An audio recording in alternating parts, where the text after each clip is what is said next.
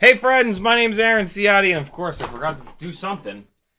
Everybody calls me Ciotti. Ciotti the Forgetful. There we go.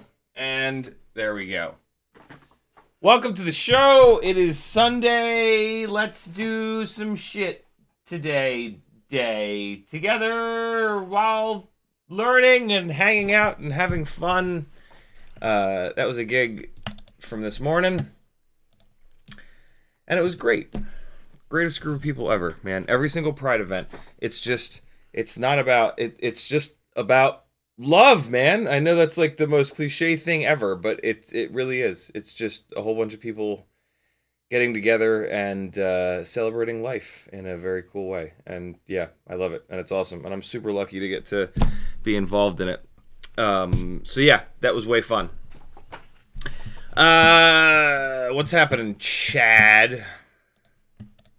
Who was first? Curtis Hayes was first. Kevin Sumner, Frank Nicholas, Big Whoop, FPV, Stephen Woodruff, Paney, Cole Powers, Volusia, Zero Taste, Hockey Rounds, Bob Bruce, Michael Kajas, Mac FPV, Rocket Tech, Northern Tier, Scotty Scott, FPV Your World, Robert G, Scotty Scott again, Slow Cow, Blaze Gal, Ninja Monkey. There's three names in a row, just, I don't know, just makes me giggle. Slow Cow, Blaze Gal, Ninja Monkey. Only in FPV, man. Curtis Hayes, FPV Your World, Ujum, Crom, Alex K, Kevin Sumner, Douglas Otwell, Free Lojo, Danzel the Terrible, Tony Morgan, Hockey Rounds, OCD FPV, 661, Walter, CH3, Captain Calgary, Bob Bruce, Rock Crawler, Hockey Rounds, Dine Noodle. What did I just say? What's Dine Noodle? Dine N-U-D-E-L. Better not be something dirty. What? Is there really not like an easy transition? Whatever. I'm gonna assume that it's something awful, and that makes me happy. Hockey Rounds with a $2 super chat. He says super chat. Thank you, Hockey Rounds. He confirmed that it's a super chat. Hey, if you want to talk directly to me, all you got to do is type CiottiFPV into chat. When you do that, it lights up an orange like this. You don't have to put an @ in front of it, but you can if you'd like. You can do it with each other. Type somebody else's name, spell it right, put the spaces in the right places, and for that person, their name will light up an orange, and they'll notice your comment, and they'll read it, and then you guys can talk to each other. So type people's names, yo. Paney says, loving these streams, converted more and more to a Whoop guy from a 5-inch flyer. These streams are the perfect side content while driving or working on the fleet. Keep it up. Thank you, dude. Very cool. Always trying to show people the light. I still, man, I'm constantly blown away by how many people I run into that only fly 5-inch rigs. It's just wild to me. Like, it's just so much work. It's so much more work. So I went out. So I haven't touched a 5-inch rig. I hadn't touched a 5-inch rig since Rampage of last year. So we're talking a year and a month ago. I just didn't touch them. It was all tiny whoops and some micros here and there. but mainly tiny whoops from May of 2023 until about April or so of 2024 this year. And then Maggie took me for a little birthday trip up to the highest point in Georgia, and I decided to bring the Razorback to just kind of float around the mountain in the treetops, whatever. And so charge all the batteries, bring it out. Things flying really weird. The antenna is not working for some reason. Weird electrical noise issue. Fine, whatever. Got a little bit of footage. Chop that footage up, and it's on Patreon. It's only ever going to be a Patreon edit. Quite honestly, it's just not quite good enough for me to put on the main channel. The edits of my flying that I actually, put live or whatever for everyone to see. Those are only ones that, like, in my mind are like a 9 or a 10 out of 10. Like, absolutely the best possible flying that I've done at the moment, and the best editing that I can possibly do to make something that is hopefully watchable for more than 10 seconds. And this is just not quite good enough. I didn't have shit for range. I had awful. I think there was basically no antenna. I think the antenna was unplugged on the quad. And yeah, the rig, I was having to fly around these weird, like, vibration, electrical noise issues. And so you patrons get to check it out. There's a great song on it, and some of the footage is totally fine, but it's just not quite up to my impossible standards. But if you want access to that edit and any other edits, go over to CiottiFPV.com and join my Patreon. You get a link to this YouTube playlist with 90 some odd, like, Patreon only live streams, unreleased stuff, sketchy flying that I don't really want to be public, all kinds of wildness. You're also going to get a bunch of technical articles on the Patreon channel itself, access to 2 different Facebook groups that I don't really monitor anymore, but they're there, full access to Discord, and you're going to be supporting somebody that's doing something pretty cool here in really refining the formula of tiny whoops, micros, and even 5-inch rigs. I got some cool feedback for you on some new to me 5-inch motors, the AMAX Superleggera 2505 and a half. So yeah, actually I'm gonna put this here so I don't forget. Yeah, that's what you're supporting, yo. $3 a month is 10 cents a day. Or tomorrow night there's a bunch of giveaways. If you go from the $3 tier to the $5 tier, you'll be entered into the Tiny Whoop and Toothpick giveaway, and you could win $40, $50 worth of Tiny Whoop stuff. There's other tiers as well. If you want to be entered, if you want to enter to win like 3-inch micro brushless and Cinewoop parts, there's a $10 a month tier. If you want to be entered to win 5-inch parts, there's a $20 a month tier. Whatever your budget, whatever you want to, throw the dice on, I got you covered. Join me in some fun giveaways tomorrow night, 10 o'clock Eastern. You don't have to be there to participate. That's what's cool about Patreon. Whichever tier you're on, that gives me access to all that info, and then I just dump it into the thing, and then a week later, you get a package in your mail with your stuff. You might not even have known that you won. Patreon allows me to do that. Bunch of other cool stuff over on the website. There's an Etsy store with stuff you can buy. Teespring store as well. Fiverr channel where you can schedule time with me one-on-one to, get access to 8 years of experience being pretty technical all along the way with these things. I can help you build better with better parts that don't catch on fire, tune your rigs better, and understand what tuning is and how to wrap your head around it, and I can also help you fly better. I'm a professional pilot, have been for over 3 years. The intro was a gig that I booked. That's at that gig that I flew this morning, I made as much money as I used to make in almost an entire week. And so, that's pretty cool, and I've been doing that for a long time. It's gig life. It's hard because it's all or nothing. I had a big May. I've got nothing for June. There's not one thing scheduled for June, so it's a good thing I had a big May, because it's looking like it's gonna have to carry me through June. But yeah, I can help you with that. I can help you literally fly better. But I mean, these sessions, the hour sessions, like whatever you want to talk about, we can talk about, right? Like I've had guys who want to start flying professionally, and they just want to hammer me with questions for half an hour on how I did it and what worked and what didn't work. If I had access to somebody, if I had, when I was interested in doing that, if I had access to anybody willing to do that, that could have saved me, I don't know, 20, 30 hours of my life. What's your time worth? Is saving 20, 30 hours of your life worth $40 or $60? Damn right it is. So do it. Or just watch the live streams. I dump all of the info into these live streams. If you have the time, or if you can leave these on in the background, you can get all that knowledge for free, but not totally free. Hook a brother up. Join my Patreon. $3 a month, and you're gonna love being on there, and you'll get access to the community, and it's great. It's great. It's great. It's great. It's great. Do it. Curtis Hayes says, "Can you dive into TinyWhoop AIO firmware?"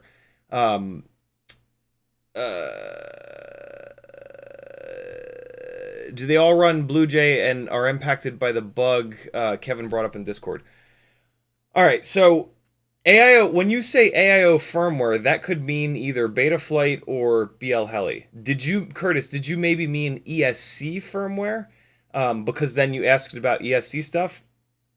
Curtis says, do they all run Bluejay and are impacted by the bug Kevin brought up in Discord?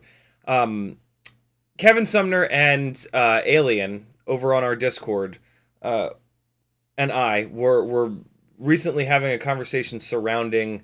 It started with Alien asking me if I could take a 40,000 kV rig and ramp the motors up to full in the motors tab to look at the RPM, to look at what the RPM is, because he saw on a forum, there are still forums apparently, that there's some people doubting that the 40,000 kV 0702s, we're going down a rabbit hole here, friends, buckle up, that they're not actually 40,000 kV. And my reply was, I was out when he sent that, with no access to be able to do that for a while. So, and so my reply was, I get it, I can maybe do that when I get home, but it doesn't really matter. It doesn't matter if they actually hit 40,000 kV or not. They make more power than the 36,000 kV, the next highest kV 0702s. And so who cares? Who cares about the number of the kV that they make? They're the highest kV motor. They make more than the one right below it, and they make more than the ones right below them and right below them. Well, Kevin Sumner then went into Betaflight and did the test, ramped him up to full, and he noticed something super weird, which is that basically there is a maximum RPM that BL Heli can deliver, and 40,000 kV 0702s are beyond that limit when there's no propeller on them. That's the key part, all right? So technically speaking, those guys in the forum are right, but it doesn't matter that they're right, because we don't fly these things like this. This is why I left the propellers off in the thumbnail. We don't fly these things like this. This is just a noisemaker. This is what we fly. We put propellers on them. And so, yeah, super interesting what that we've figured this out. And actually kind of helpful, because what this means is that previously I thought that you could get like a set of 8 motors, put 4 of them on the quad, ramp them up to full, look at the RPMs, and then run the other 4 motors, look at the RPMs, and then pick a matched set. Pick a matched set of motors with the highest RPMs, right? I think I even did a live stream about that. But that's not the case. BL Heli can't spin these things unloaded all the way up to the max.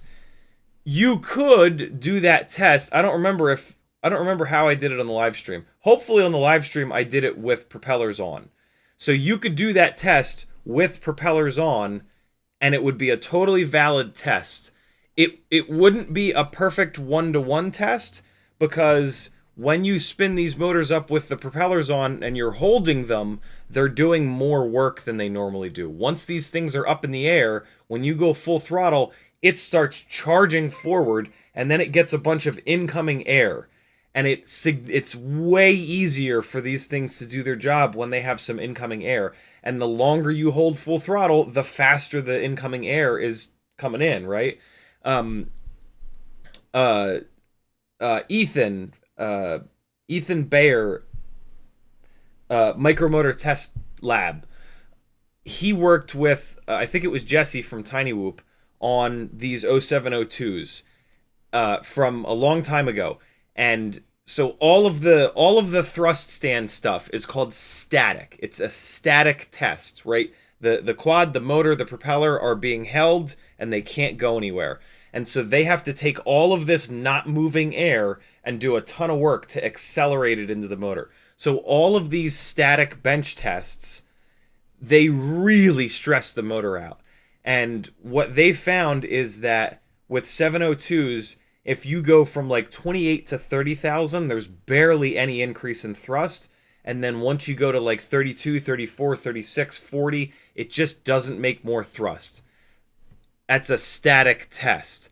So what, and then like for a while it was like, well, yeah, why are we going to make 32,000 kV motors if they're not making more thrust in the thrust stand? Well, then eventually Jesse made them, and then once pilots started flying them, they could feel that, yes, there is a difference between 28 and 30, 30 and 32, and then we went nutso after that, 34, 30, not 34, 36, now 40, and so data is great, don't get me wrong, love it. Thrust stand produces a ton of really good data, but this is a case where sometimes you have to build it and fly it for real to actually be able to see the difference. Or I guess you could build a wind tunnel. That would be the only way to really get thrust stand data that's one-to-one with the way that these things actually fly, would be to build a wind tunnel that you put your test rig in, and it would have to be a variable speed wind tunnel. And you would have to figure out what the wind speed is hitting this thing and dial in the motor in the wind tunnel creating the inflow of air. Right, that's a whole big thing. So yeah, super interesting stuff there if you're a nerd like me. I don't really remember where we were going with that. Oh, yeah, right. So Kevin actually found on Bluejay, on Bluejay's wiki page, that there is a limit. I forget. I think the limit was like 28,000 kV maybe, or 26,000 kV. In the middle 20,000s of kV is Bluejay's limit of being able to accelerate the motor faster without a propeller on it. But again, it doesn't matter. We don't fly these things without propellers on them. It's just super interesting that, yeah, if you want to try to find a matched set of motors, don't do it with the props off. And if you're trying to prove to somebody that a 40,000 kV motor actually turns 40,000 kV, you kind of can't. You would need to drive it from BL Heli 32, I guess, maybe, or just put the voltage to it, right, and hook up a little RPM gun meter setup with some reflective paint. But yeah, that's what Curtis, I believe, is referencing. Deep enough rabbit hole for you, friends. Welcome to the show. That's one of the things that I love doing, is learning to some extent. I don't go all the way down the rabbit hole like some people do. I go far enough down the rabbit hole to where we get to look. I almost always need to answer like that extra why, right? The PID loop is actually just error correction. And so the quad is in the air, the wind hits it, the error correction fights the wind. Why and how, right? A lot of people are totally okay with just finding out, okay, the wind hits it. If you increase the P gain, the error correction will push against the wind sooner. It's time-based. The PIDs are time-based. And a lot of people can then just go, okay, cool. So if I need that, I'll push the P gain up, and that's it. I need like one more level of like how. Like I need to understand that it's time-based. I don't just need to understand that when you raise the P gain, it fights harder against or pushes harder against the wind. I need to know like how and why it does that. But then I kind of stop. Like once I have some level of understanding of like that second high and or how and why, I tend to kind of stop, and that's where I think we should be. I think most people don't go that far, and they miss out. If you get like that next level down, you can understand it just better enough to where you don't have to use presets. You can custom do stuff when you need to custom. You can custom tune stuff when you need to custom tune it, when it makes sense to. And then you also know enough to know when it's not worth the time to do that, right? I think that's the other magical part there. AMAX 20. Well, hold on. We can. Yeah, no. Let's dive into the. Let's dive into hell. 5-inch hell. So I talked super briefly at the beginning of the stream about how much extra work. I forgot how much extra work flying outside is. So I had that one outing with the 5-inch rig, and then I went to I fixed a whole bunch of my stuff. I realized a bunch of stuff was kind of banged up from the last time I flew it, and fixed a bunch of stuff right before Rampage, and went to Rampage and flew a whole bunch of it. Where's the memory card? Did I just bury it down into the... No, it's not in there. Did I not run this one? What's happening? Where's the...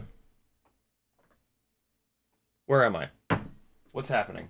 Did I run the same GoPro on all these quads? I guess I must have. Oh, no, that's right. The side load... Brain 3D has me. He questioned my only running front load session 5 mounts for long enough that I said, all right, I'll try the side load mount again. I'd previously had a side load mount, and I hit an arm like this, and it started spinning, and it threw the session 5 out of it. This was actually 2 years ago at Rampage, or it might have been the original Rampage, and it took me a while to find the session, and they're like gold, right? And so I stopped running the side load mounts. But yeah, Brian from Brain convinced me to run them again. And I really like them because you can get access to the goddamn door on the session through the side. You don't have to pop the session out. I don't know why I'm taking this session out right now. I guess you have to take them out to charge them. But I mean, I could just plug the quad in. No, leave it, dummy. Leave it in there. Put this one back in there. There we go. Look how nice that is. Just open it. Take the card out. Close the door. Fix the propeller. So, go to Rampage with a bunch of working stuff. Don't break much, but all the crossfires are unbound. Thanks, TBS, as always. The OSD doesn't work on this rig. No idea why. Forgot to fix it after Rampage. I'm going to try to remember to fix it this time. Flew the Wasps. They were crazy. That was my flight test of the RCinpower 22.6 by 6.5 1860 kV Wasp majors, which made huge power. Way too much. way too much power. Speaking of, here's some of the I've begun cutting up the so Rampage sent out an email. They said, yo, if you got flight footage from Rampage, we're doing an edit, feel free to send it to us and maybe we'll use it in the edit. And so I said, challenge accepted, motherfuckers, and I cut up 46 minutes of footage and sent it to them. It might be a little bit less than that, but I sent them a huge chunk of footage. There's going to be a Patreon-only cutting room floor raw footage series of posts coming with some of this stuff here. But for now, I can just let some of it play because it's I had some moments of this will be the intro to the actual edit, talking about like the true FPV experience of just nothing works. There's gonna be like an edit that I put up on YouTube for everybody to see with this stuff, but the patrons are gonna get, as they always get, not always, but I try to often give them like behind the scenes stuff. But yeah, this is some of the 5-inch flying with these Wasp major motors. So yeah, go to Rampage, fly a bunch, very fun. I was kind of backed off, just sort of having fun, nothing really to prove, which was really nice. I tend to push way too hard and destroy way too much stuff. As I found out, I think it's like spot dependent. This spot here, you don't have to go that crazy. Like the everything is crazy here, so just try not to hit it, and your footage looks amazing. Yesterday morning, I joined a bunch of the local guys at Cisco, my least favorite spot in all of Atlanta, and just smashed the living hell out of everything. Like it's the worse, the more boring the spot, the more impossible I try to do things. And yeah, yesterday was just such a reminder of how much work 5-inch is, and it's just like you're always replacing a propeller, you're always bending a propeller straight. It's always like there's just always something going on. I've become so incredibly spoiled with tiny whoops, and just like for the most part them being infinitely durable. You never really have to change propellers. Battery changes are quick and easy. You're flying like alone, not with other people waiting for, you know, is this guy on digital? Is this guy on analog? Like, it's just a whole thing, man. Like, in terms of just getting batteries in and just enjoying flying, don't get me wrong, this is like a different adrenaline rush. And there's, like, you know, I might kill someone if I hit him in the face full speed by accident with one of these. And it's like, you know, you're shrinking the world around you, which is super fun, right? Like, you feel like fucking Spider-Man slinging webs and shit, because, like, how else could you cover this 50-foot gap between a, you know, 3-story building and whatever?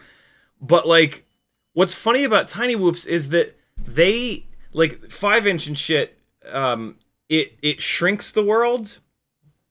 Tiny whoops blow up the world. You become like a fucking fruit fly or something in your house. Like, so yeah, this makes you feel like Superman in that like way.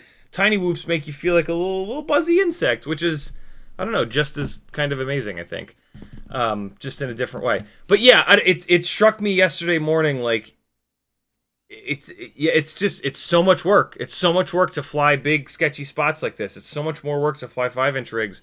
And it totally makes sense why I just like kind of stopped flying them for a little while here. But what's interesting is I took enough time off where I'm having a blast. Like, flying here at Rampage was an absolute riot. Yesterday morning at Cisco with the guys was very fun.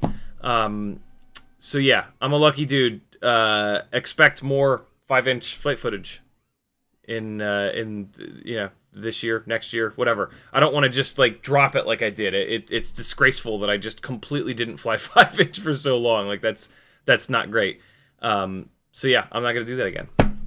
But what is also cool is that I am way better. Tiny whooping 6+ batteries a day every day has made me a much better pilot. And flying the 5-inch rig, it feels like super in control. Like with the tiny whoops in acro inside the house, like, you got to be on it all the time. Like, you got to train your brain to work faster. And then flying this, it was like, oh, cool, I can chill a little bit. Like, things are happening a little bit slower. And so, yeah, I'm a noticeably better pilot now than I was, which is great. Even though there is a massive adjustment. Like, when I fly 5-inch, like that crash makes no sense at all. That's just me not being adjusted to the to this rig, to this size, this weight, this amount of slidiness and momentum carrying. Speaking of momentum carrying, this is an FPV Cycle glide frame with the AMAX 2505.5 motors that make just enough power for me. We've been talking about this. I keep going smaller and smaller and smaller with motor sizes and lighter with motors because I don't like a ton of power on my 5-inch rigs. Like, I'm happy with like 8-to-1 power to weight ratio, 9-to-1 power to weight ratio. It gives you better throttle resolution, and I just don't need the extra power. Like, there's never a situation where I hit the ground because I didn't have enough power. I hit the ground because I didn't get on the throttle a 16th of a second early enough. And so these motors are really lightweight, and I never weighed this thing on stream before. It is 423 grams dry, and then the batteries that I run are Tattoo R-Line version 1 6S 1050s, and I can get 5 minutes up in the air with these because the rig is light. And with the battery, and this is on also 4.9-inch propellers, 4934s, GemFans. With the battery, 593.8 grams. So 594 gram 5-inch rig in 2024. How you like me now, motherfuckers? Although, I have a lot of components from 2022, 2021, 2020. Mainly the Session 5. But yeah, you don't have to... The 5-inch freestyle does not have to be 700 plus grams. There's kind of no reason to be that heavy. Unless you like the throw! Unless you need the extra throw. Come on. Come on now. Plenty of throw. 600 grams off throttle, if you give it a nice throttle blast beforehand, has plenty of throw. Come on now. Come on. Build lighter, my friends. Build lighter. And so yeah, I flew this yesterday, and the memory card is in the computer. One of the things I wanted to do was show you the footage while I talked about that, but instead I let the Wasp Major footage run because I wasn't paying attention. So that should be this, right? Yeah, so that should be this. This is the first time I flew those 2505.5 motors. And I have them at 100%. They are 1860 kV, 1960 kV. God, I can't read it. 1950 kV. 1950 kV, 2305.5, 24 gram motors. Unbelievably lightweight. Just, you know, understand that I run very low feed forward so that I get like a really smooth kind of attack. But every once in a while, it'll really rotate, and you'll be able to see it. It's just with the motor's so light, it just like stops. There's so little momentum on the pitch and roll axis, and the yaw axis too. It just gives it this incredible feel. It's a way of reducing latency, right? Like the less weight on the ends of the arms, the less work the motor's going to have to do to move the damn thing. And so, you can run more powerful motors to try and reduce that latency or that delay by sort of a brute force method. Or, in my case, I don't want to run heavier motors and then not use all the power that those motors make. So I've chosen to go the other way and lighten it up as much as possible and find the smallest motor I can that will be as light as possible on the ends of the arms, because there's other benefits to having the arms be light and the quad be light, right? Crashes better. Yeah, I mean, you guys know. Just weight on the ends of the arms has to do the most possible work, because every single thing that you do, pitch, roll, yaw, moves that weight, right? So why carry around extra weight on the ends of the arms if you don't need to? The answer to that is response time. I don't know. If you, what I can say is, if you put these motors on a thrust stand, these will not have as good of a response time as like a 2207, for example. But what the thrust stand doesn't show, like what we were talking about earlier, is what's going to actually happen in the air. And I actually don't know. I don't know the answer to the question of would 2207s, lightweight 2207s like the 533s, would they land me with a platform here that now I would have to throttle limit them down because I don't want all the power that a 2207 makes. Would the response time in the air be better? I guess we could test this now that RPM data is coming through in the black box files. We could actually test that. At some point, I don't have a rig on 2207s, and I probably won't build a rig on 2207s. Maybe I will. You never know. But at some point, I guess I'll have to do that. Take this 2505 rig, log it, and then take a 2207 rig, same frame, same everything, log that, and then we will be able to look at the response time difference between the two. There's a chance that the rig on 2207s will have a quicker response time. There is a chance that more power beats less weight.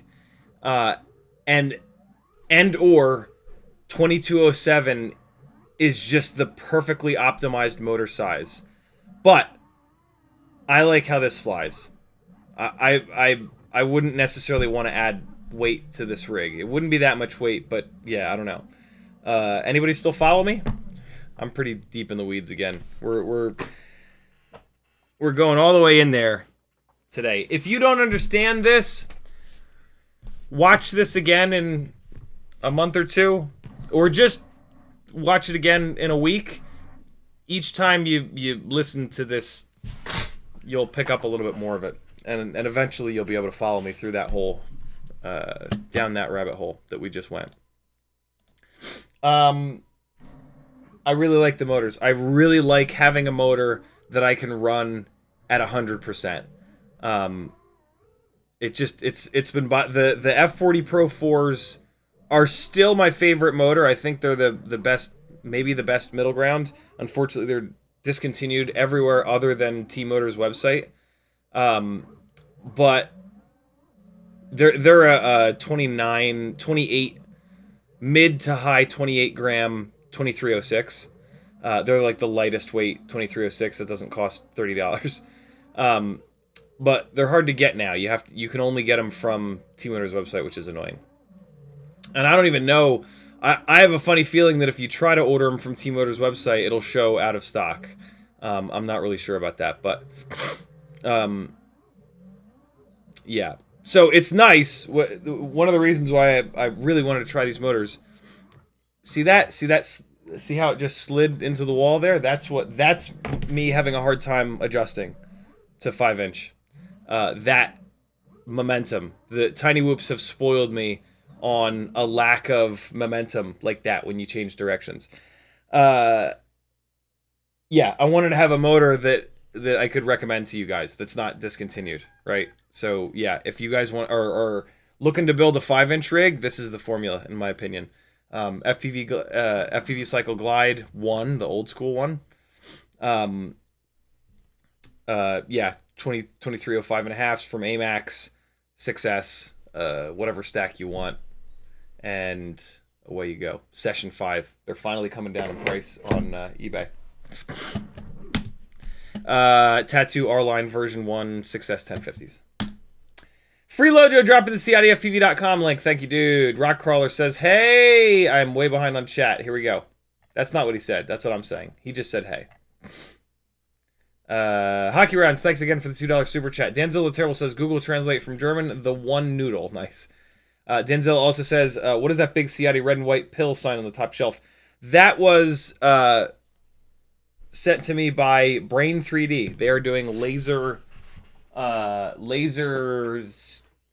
They're doing lasers, friends.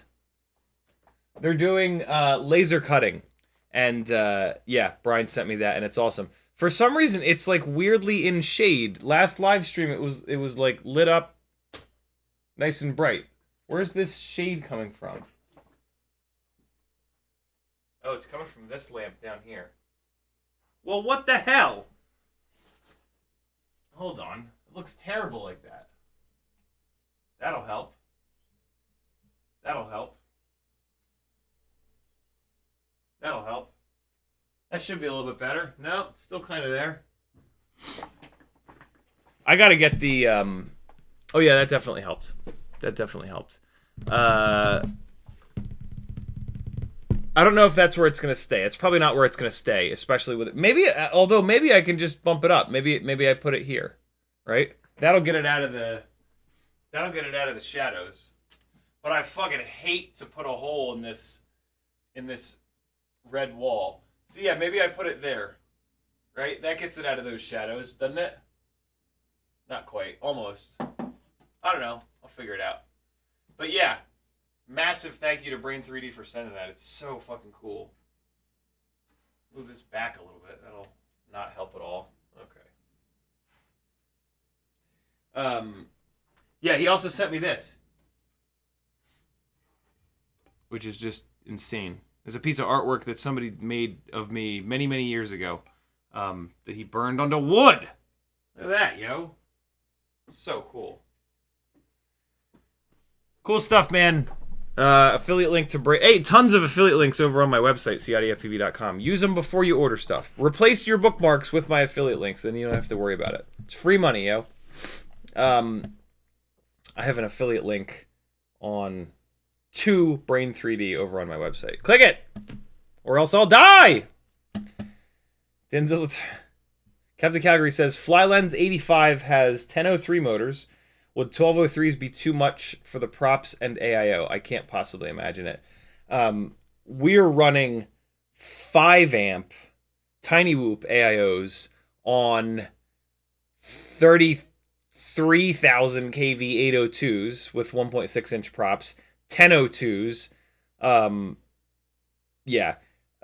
ESCs nowadays are criminally overfetted. And so, yeah, if it catches on fire, it's not because of the amp rating. It's because it's just we're buying stuff from the lowest bidders, and we demand our stuff to be cheap because we smash it so often. So yeah, you can safely do that, almost guaranteed. Minos133 says, what size whoop can best handle the Walksnail system? I mean, the real answer to that is as big, like, the bigger the better. But the more nuanced answer to that is that if you want to fly Walksnail, it's the same as analog. If you want to fly inside, 65. If you want to fly outside with a little tiny bit of inside, 75, but mainly outside. And then if you want to fly outside but go really fast, 85 or toothpick is a better option at that point. 2-inch or 2.5-inch toothpick style quad. No ducts if you want to go fast. Yeah, that's about it. 85 doesn't get a lot of love because, like, at that point, you kind of might as well get the prop guards off and just do a toothpick build. But you can do an 85 millimeter Tiny Whoop build for a little bit more speed than 75. But 75 is cool because, like, in a pinch or in a big indoor space, you can use it. I still don't like it as much as 65, even in big indoor spaces. But yeah, there you go. My name means the one and only noodle in German. Don't ask me why. Nice. Curtis Hayes says, yes, Tiny Whoop ESCs, which are usually AIO. Okay, cool. So I answered that question properly. Eugen with a 4 pound, I want to say. Super chat. Thank you so much. He says, CiottiFPV question. There we go. Make sure you spell it, for the record, when you spell it CiotTTY, it doesn't light up an orange because that's not the right spelling. So yeah, make sure you, in the future, it just, yeah, CiotTTI, and then it will light up an orange. But since you did a super chat because you're awesome, I saw it because it's right next to it. 1404, 6000 kV, but 2S rated. That's okay. Can I use them on 4S? Absolutely. And motor limit them down on a 2.5 inch. Yeah, you don't even have to motor limit them down. Is the voltage or the RPM the limit? There it is. You got there. Great sequence of events that you walked that chat comment down. Yeah, when they 2S rate a motor, or 3S rate a motor or 4S, a lot of times that's pretty much always, that's just them saying, if you want this kind of RPM, you probably want it on 2S, because most people use these motors on X, Y, or Z. A 1404 is like a toothpick slash school bus style 3-inch rig motor, and 6,000 kV, I would more say that that's 3S rated. But like the motor spins, that's it. Like there's no reason that you can't run that 1404 6000 on 4S. I would still motor limit it down a little bit. 2.5-inch bi-blades, you'd probably be fine. But motor limit it down just to make sure that it's not completely insane. And then you can creep it up. So motor limit it to like 70%, fly it. And then you can open up to 80 or 90. I don't know if I would necessarily go beyond 90. Them making those ratings is also surrounding like how hot the motor is going to get, but that's completely dependent upon the propeller that you're going to run. So like, I would love a set of 1404s that are like 5,000 kV, but 4600 is close enough to T-motors. Yeah, if you run that 1404 6000 kV on 4S on like a 2.5-inch bi-blade, that propeller is like very wispy, and it's not going to load that motor up very much to make much heat. And so, yeah, you can have like a great big motor and then a really lightweight prop and get crazy response time, but then also get a good amount of power. I wish all motors were like 500 to 1,000 kV higher, and then we could motor limit them all down. So, yeah, there's the full answer to that question. Kevin Sumner says, my next test is to do it with T-Motor 13 amp AIO, which has BL Heli 32, which can, in theory, go over 83,000 RPM. That's the number. That's right. Thank you for the reminder. BL Heli S/Bluejay, 83,000 RPM is the limit of the software. And 40,000 kV motors on 1S turn significantly more than 83,000 RPM. So in an unloaded state, that's why the motor's RPM tab is useless for these motors. But again, we don't fly them without props on. Curtis Hayes says, Chris Rosser tests KV by driving a motor with 10 volt and multiplying it out. Yeah, he puts a, he physically tests the RPM. He puts a mark on the motor, and then he has a little RPM meter that gives the actual RPM, rather than just reading it back from the ESC. Walter says, everybody has his specialism, has their specialism, and we are a team. We are indeed. We are the collective, god damn it. Kazi's in the house. What's up, homie? I'm looking forward to watching the video that you put up yesterday, I think it was. I saw the thumbnail and clicked on it to get it into my previously watched. So I'm going to check it out tonight when I have a little bit of time. I'm excited. Curtis Hayes says, the tank video. Curtis Hayes says, your outdoor rip at Rampage was awesome, wall riding, etc. Thank you, dude. There's all kinds of stuff on that wall, so it's just so much fun to just like surfboard up on that wall. Not surfboard, skateboard up on that wall, and then like, yeah, it's just like a giant half pipe there, and I just get such a kick out of riding that shit.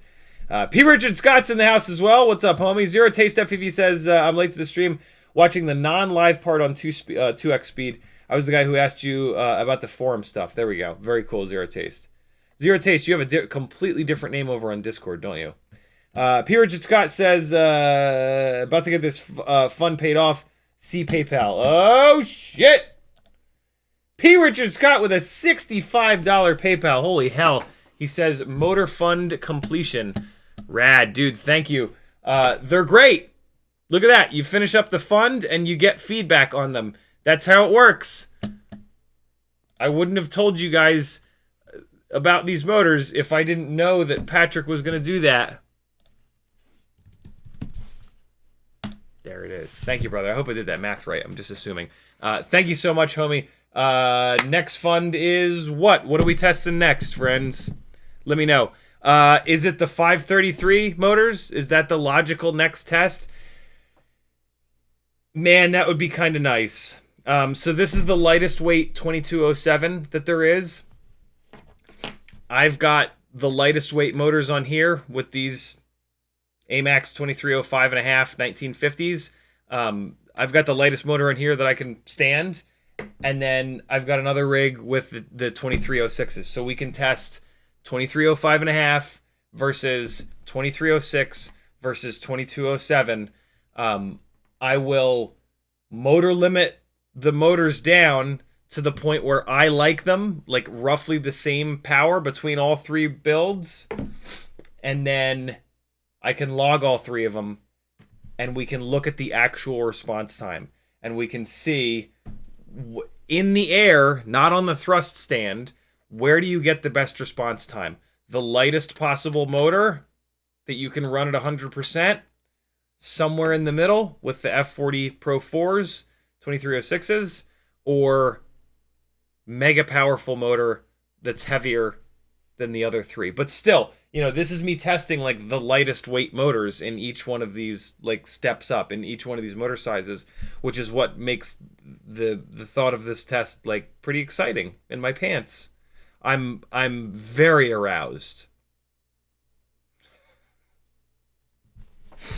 I'm channeling my best Anchorman that I can with that one. Is that what you guys want? Light the fucking chat up if the next fund needs to be the 533 2207 1960 kV murders. And we can also test it both ways. We can test it with all of the rigs at 100%, but I'm really interested to test it with the bigger motors limited down, because I don't want that extra power. Like, what I'm curious about, I'm pretty sure that with all three of these motors at 100%, the 2207's a win. But I wouldn't do that, right? This is like the ideal setup at 100%. As I go bigger on the motors, I need to pull them down to get them under control. But technically I could stop doing that with motor limiting and start doing it with it would make more sense to do it with a throttle limit. What would probably make the most sense is the 2207s, motor limited to 100%, give the PID loop all access to all the power, and then I throttle limit it down either in the rates tab or on the transmitter to the amount of power that I want, or with my knob. I can do it with the knob on the controller. I have that set up. That would probably make the most sense. But lighter does give a specific feel, and I like the feel of this with the lighter motors. It's, yeah. We're gonna do that test though, because I'm very curious to. The feel could totally be placebo. It could absolutely be that. I don't think it is, but let's find out. If that's what you guys want, that's what we'll change the gear fund to. Oh, that's exactly what you want? Okay, great. We'll change the gear fund. Thanks, guys. 533 2207. What's the KV? 1960. Oh, well. There it is. I'm going to assume that these are roughly 125 as well. Patrick, thank you so much, brother. Mega supporter, as always. Cannot wait to get back over to your house once you're totally coronavirus free and blast around those trees again. That was the other 5-inch rip that I had. I knew I was missing one. I flew the 5-inch rigs at Patrick's house, which was a total blast. And I cannot wait to go back and, yeah, just absolutely rail the coolest yard ever. All right.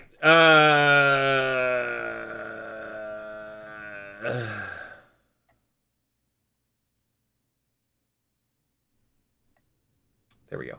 YouTube did the thing, scrolling up, blah, blah, blah. BLD says, whoops are like angry mosquitoes. They are indeed. They are indeed the angriest mosquitoes. Legs Ajimbo says, feel free to ignore if it's going off topic. If you can only choose one quad to fly for the rest of your life, what would you choose?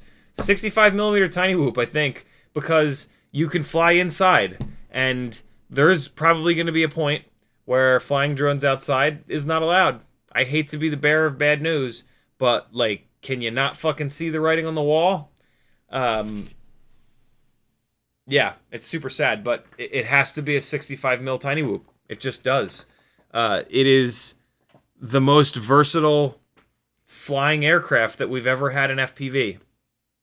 I know that sounds wild, but in terms of like us flying, a 65 mil whoop is going to give you the chance to fly more. Straight up. It's raining outside. Oh, I can still rail. It's fully illegal to fly drones outside. I'm fine. You could make an argument for 75 in that it's a little bit more competent outside, but it's nowhere near as competent inside, and that's the problem. Like, a 75 rig is better outside and at a jungle gym in some ways. Not all the ways. A 65 is better inside in all the ways. So it's skewed there. But yeah, it would be a 65 mil rig for sure. YouTube just did the thing again. God damn you. Elias says, I'm often too scared to turtle because I don't know if the motors can safely spin without burning a motor ESC. At which point do you start walking to get your quad? Great question. Great question. Great question, Elias. Just don't bang the sticks, bro. The turtle mode has a huge dead zone. I don't have a transmitter. I'm gonna need a transmitter because we're flying today, so I might as well grab it. Turtle mode has a gigantic dead zone. I wish it didn't, but like with turtle mode, you can move this thumbstick like that much and it doesn't do anything. But then, about half the way on the way out of the travel, it starts at 1%. And so, what you want to do is use your ears and just your intuition, and just very gently go in each corner, because you only want to fire up one motor at a time, and you really only need one motor to turtle mode it over. So just nice and gentle, you'll hit the point where it's 1%, 2%, 3%, and sometimes you can see the propellers, and you'll see if they're spinning or if they're blocked on something. You can also hear it, right? So use your ears. And also use the fact that it's moving a little bit. Like, even if you just spin it up a little bit, you should get a little bit of movement in the quad if they're not blocked. And you got 4 of them. So try each one of them. Maybe push a little bit harder into it if it's still not obvious. And then you'll know. You'll know if it's turtle modeable, if you need to start walking. But yeah, there's no reason with turtle mode, unless you're in a hurry, which is usually why I do it like this. But there's no reason to always just bang the sticks and give it 100%. That's when problems can happen. Although you can do that, and as long as you're quick, as long as you go to 100% really quickly, it doesn't really hurt it typically. There's a big potential for it to hurt it, because when the motors are blocked, that's when they eat up the most amps and get really hot. So it's better to ease into it a little bit, but a couple different ways to kind of look at that. Cool. Great question, man. Great question. Zero Taste says 2305, not 2505. Yeah, for some reason I keep saying 2505 and a half. They're not 2505 and a half. They're 2305 and a half. They're 23 gram motors. They're not 33 gram. 2505s would be. No, they'd be about 30 grams. 33 grams rather. Brent Anderson says, exposing my noobness. How are motors soldered? 3-wire order pad locations, hot and ground. They're not. The motors do this wacky phase shit, and it doesn't matter. You can put any of the 3 wires on any of the 3 pads. But it does change the direction that the motor rotates, but you're gonna fix that in Betaflight or BL Heli. So yeah, doesn't matter. The 3 motor wires, you can put them on any 3 of the ESC pads or race wire pads or whatever. You can braid them, you can run them straight, whatever you want. I recommend running them straight, but that's just me. Kevin Sumner says 3M command strip hooks for the pill sign. That's how I would do it. If I were to put it up there, I would certainly do it with maybe not. I don't have a I put 2 holes in it for this thing. I would be putting a hole absolutely dead center, which I'm kind of okay with. just one single brad nail hole. It just feels weird because it's just such a bright ketchup red color. But yeah, having like one small brad nail hole dead center would not be the end of the world. I don't, that 3M command stuff scares me. I've seen that rip paint right off the wall before. So I think I would actually rather put a small hole than do that. I have a feeling that's what I'll end up doing. I have a feeling I'm going to end up putting it up here because it looked pretty good there. CiottiFPV says, what's up, gang? Watching the stream at the lake while chasing boat tubing. Doesn't get much better. Chasing over water is awesome. It really is. Chasing boats and tubers and stuff like that is incredibly fun. Super nerve-wracking, but very, very, very fun. Don't take a rig out over the water that hasn't, like, had at least 10 batteries or 20 batteries in a row where it hasn't fallen out of the sky for no reason. Alexander Lewis Hughes says, I run 6,000 kV 1404 RCinpower on 3-inch GemFan biblade, 1.8 pitch, no motor or throttle limit. There you go, friends. 6,000 kV 1404s, even though they'll say, like, 2S or 3S only, they really aren't. You can create lots of RPM with these motors. Crom says, just flew my new 50-gram 2S 75 Walksnail build today. It's stupid powerful, more punchy than a Mobile 6 for sure. Can't wait to see that you fly that spec. Yeah, I've got a 2S Walksnail 75mm rig in a bag waiting to go. We got to do it one of these days. It's got to be a Whoop Wednesday, though. So maybe this week. No promises, but maybe this week. CH3 says, do a poll for the next fund. Too late. It's already there. Zero Taste FPV says, my Discord name is Zero Taste Guy. Here at Zero Taste FPV. No worries, though. Okay, gotcha. A lot of you guys have two names, and sometimes I can guess if you've got multiple names. I was wrong on this one. Eugen says, thanks. I would like to use the 1404s on the Proto 25 with 3-blade props. I noticed you saying 4600 kV is not enough for 1404s. Super chat in euros. Oh, euros, right. Thank you, dude. Yeah, you'll be good for that. What you're looking at there is a perfect example, right? 2.5, and then you can run 3-blade props on really high kV 1404s. Yeah, that's why I want higher than 4600 kV 1404s for the same reason. Although now that the sub 250 gram limit has kind of sort of been raised to 400 grams, I don't necessarily need the higher kV 1404s yet. I will be running bigger motors on my 3-inch live streaming rigs in the future on 3-inch props, so we'll see. Walter says, with those high kV, you could maybe use thermal camera. Sometimes I think it could help. It definitely would help. Yeah, it would be very cool to thermal camera some of this stuff. Tuck says, got my Meteor 75 Pro. What should be my next quad? Usually fly about 10 batteries a day or more, and I've been getting pretty good. Any suggestions? I have no idea what you have. What else you have? If the Meteor 75 Pro is your only rig, my suggestion would be a really lightweight 65mm rig for flying inside the house. If you already have one of those, I don't know. I would need to know your whole fleet setup. BLDO550 with a $10 super chat to start off the 533 motor fund. Thank you, dude. There it is. We're off to the races, goddammit. Thank you, brother. Very generous of you. Legs of Jimbo says, cheers, I do agree. 65mm is incredibly inoffensive. Love toothpicks, but even they can draw in Karens. Tough choice to probably go 75 to give some extra guts for HD DVR. Yeah, it's tough. It's tough between the two. But I stand by 65. Mainly because I have yet to see the light with 2S on 75s. I hope that I do see the light. But yeah, at the moment, I just don't know. And being able to fly hard inside is pretty rad. Rocket Tech with a $10 super chat for the 533 fund. The possible future illegality of flying outside. I agree. My Whoop goggle choice seems very important. Have DJI and looking at Skyzone 04 Pro. Should I consider Fat Shark HD0? I have a really hard... Rocket Tech, thank you for the support.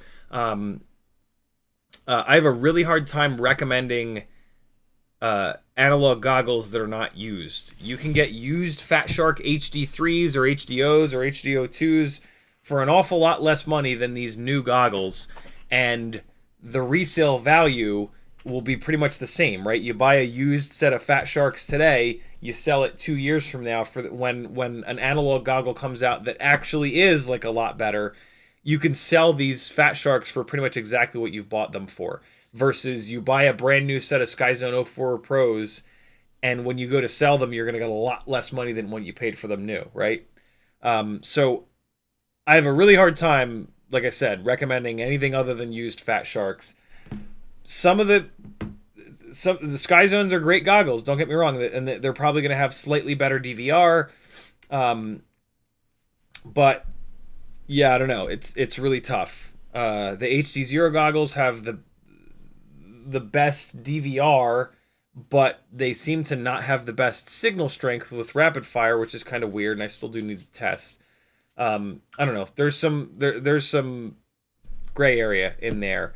But what's not a gray area is that you can buy a used set of Fat Sharks today and then sell them in a year or two for what they paid for them.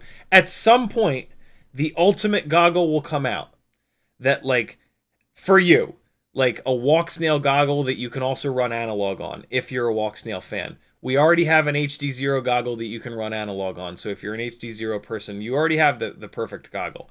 But yeah, at some point, the perfect goggle for you will come out. And if you've spent $400 on a set of SkyZone analog goggles, you're going to be pissed. Whereas if you spent $200 on a set of Fat Shark HD3s, you can hock them, use that money to go right in, and you basically rented a set of goggles for a little while. That's the way I look at it. Elias says, you said you'd choose the 65mm class. This is on analog then, right? Is there an indoor ripper with Walksnail? Because I think it's too heavy for 65mm. What a wonderful segue into today's live stream.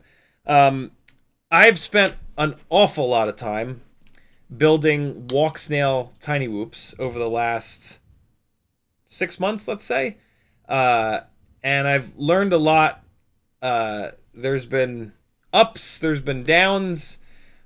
Everything that I've been doing has been focused on 1S.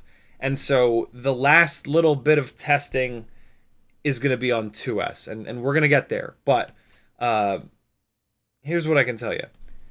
If you want to stay 1S, it's 65. 1S on 75mm rigs, by the time you get enough power and runtime and lightweight with Walksnail, you're going to be at 1 minute and 50 seconds. Maybe 2 minutes if you're lucky of runtime. On a 65mm rig, you can get that exact runtime. Maybe less. If I can get my hands on some more of these Newbie Drone Light AF frames in white, which is proving to be way more durable than black, and if this continues to be durable, we are going to fly it today in a little bit, then I can make this thing even lighter to potentially get us to the 2 minute mark. Typically, I get like 1 minute and 50, 1 minute and 55 out of this. And then I also have this one, which I chased the little RC drift cars with. And, you know, I meant to, one of the things I wanted to do is pull the footage off this. So, yeah, for the rest of the live stream, we're going to mainly be talking about Walksnail on 65mm rigs. How cool it is, what to do with it, what not to do with it. So, yeah, ready? Go. Hold on. Let me get this gangly fan plugged in. There will be another gangly fan on the giveaways tomorrow night, which will be very cool. Look at that. Look how fancy that looks. And I just use a 3S goggle battery. And it just blows my it literally blows my tits off. Because it's blowing down the desk onto my boobies. I chased the RC drift cars with this the other day, and I haven't had a chance to pull the footage off of it. I don't think. Maybe I did. Wait a second. I think I actually might have.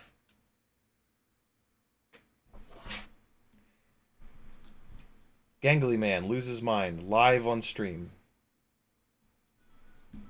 Let's see. It'll pop up right here. Come on. Get in there. There it is. Are there files on here? There are files on here. All right, hold on. Hold on. I'm gonna make another folder. 2024. Oh no, here it is. Oh, these are from the goggles. Yeah. These are from the goggles. Okay, so we got these. Oh man, I forgot to hit stop on 2 of these files. That sucks. All right, so we'll pull those off of there. And then the other thing I need to do is get the motor direction set on this one. This was the second 75mm Walksnail rig that I've been using for testing. I'm done with the 1S testing of Walksnail on 75, and I don't need 2 of them set up. I'd rather have a 65 as well. So this is a working AIO and VTX. Dropped it into this 65mm frame with 40,000 kV 0702s. So Walksnail on 65mm rigs with 1S. A lot of it is about saving weight. The Walksnail system is heavy. You need to save weight everywhere and anywhere you possibly can to make up for how heavy it is.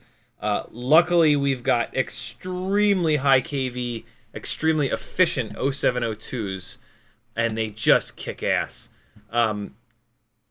The problem is browning the VTX out. Running 36,000 kV, 40,000 kV 0702s, if you go full throttle and leave it there for like 3/4 to a full second, it will brown out the VTX and you will lose video. Your rig will still be in the air, it'll still be flying, but you will lose video in the goggles. It is horrifying. Put horizon or angle mode on a switch, and then when that happens, you flip that, you add a little bit of throttle, and you just hover somewhere. That's what happened to me, and it was fine. The digital came back on after, I don't know, 15 seconds, and there was the rig just hovering. It was pretty high, but it was still hanging out, waiting for me. All right, hold on. It's getting real hot. So let me come in here and where is it? Here it is. Come in here and delete these real quick. And okay. All right, those are deleted. Yep, good. Get this out of here. Pull the battery, and we can turn off the gangliest of all the fans. There we go. Cool. RC Drift's car racing rig is emptied out. This guy right here, let's really quickly set the motor direction. So this, and that. And then we've got motor 1 is props out. What do I have this set up for? Props out. I'm going to start moving these things to props in. So I don't think you need to do this in this order, but I'm just going to do that. And then this. And then, yeah, I'm going to start running a lot of tiny whoops props in to see if... I'm going to get used to props in, and then I'm going to go back to props out and see if I can notice a difference. But in theory, props in... On Cinewhoops, props in helps with diving quite a bit. So now, on these rigs, where I've figured out the paint markings on the motors, I'm going to have to reverse all the motors for a while until I switch them. Let me also check the health of these motors. Motor number 2 is fine. How I do that is when the motors are spinning, I just put my fingernail against the side of the motor shaft, and if it's bent, you'll feel it, and if it's true, you won't. And so motor number 2 feels great. Motor number 1 feels great. Motor number 3 is not great at all. It's not that bad, I don't think. But motor number 3 is, yeah, is bent for sure. It's not bent that bad, but I don't know, we'll see. One of the problems with all of these smaller rigs with Walksnail is jello. And so if this thing has jello, we might need to screw around with that. But this is the freestyle build, which is going to get the hell beaten out of it. So, yeah, maybe... it's tough, man. Like, you want to have fun and fly, but then you got to be careful of jello ruining your footage. So, like, if you've got a cinematic rig, try not to crash it hard because you'll bend the motor shafts. So, yeah. For me, Walksnail makes a lot of sense on 65 because you're going to get that same minute and 5-second runtime. So why not get that same runtime with a rig that you can fly in the house, which is super, super, super fun. Oh man, I don't have much footage. That one file that I just had on was like a 1-second flight file. But so this is the little RC drift car chasing Walksnail 75mm rig, and it flies awesome. I mean, the analog rigs are 6 full grams lighter, which makes a huge difference.